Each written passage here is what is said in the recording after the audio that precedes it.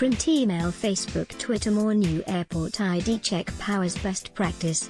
But Home Affairs boss can't say what other countries do it. Media player, space to play, M to mute, left and right to seek, 00:002:3700:002:37 new powers to allow Australian Federal Police, AFP, officers in the nation's airports to demand identification without cause, a best practice, according to Home Affairs Secretary Mike Pezzullo, but he has been unable to name which countries have and used similar powers. Mr. Pezzullo has been grilled by Greens Senator Nick McKim as to why the AFP need expanded powers, suggesting they already have the ability to stop and check people acting suspiciously. In announcing the proposal last week, Home Affairs Minister Peter Dutton claimed the current rules were an absurdity, and there were too many conditions that had to be met before police could intervene. Prime Minister Malcolm Turnbull argued the dangerous times facing the nation were further reason for the proposal.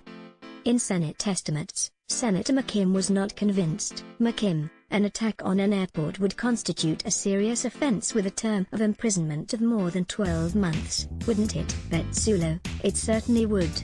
McKim: so in that case AFP officers already have powers to intervene, do they not? Pezzullo: you're saying as the attack's starting to unfold?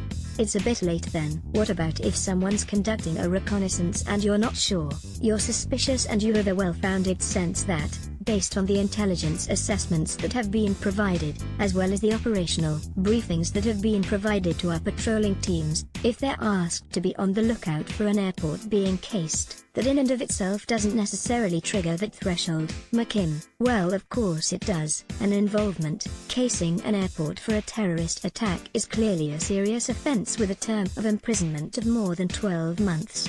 Is it not? Pezzullo: and if you have a suspicion, McKim, is it not? Pezzullo: you'd have to be able to prove the elements of the offense. That's the problem. McKim: I'm talking about the capacity to intervene in real time. And AFP officers already have that capacity, as we've agreed a moment ago, when they have a reasonable suspicion that someone may be committing an offense, a serious offense with a term of more than 12 months imprisonment. Casing an airport would fall within that criteria, would it not? Pezzullo: until you've asked the person who they are and what they're doing there, you would not have a clue. That's the point, Senator.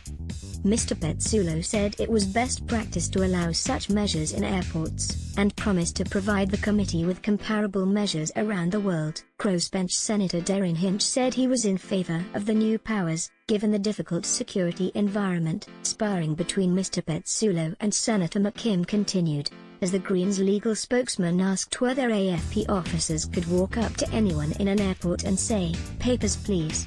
"Papers please" has a particular connotation, which I'm sure you're channeling. Mr. Pezzullo replied, the term is often associated with officials working in a police state or under an authoritarian regime. Print, email, Facebook.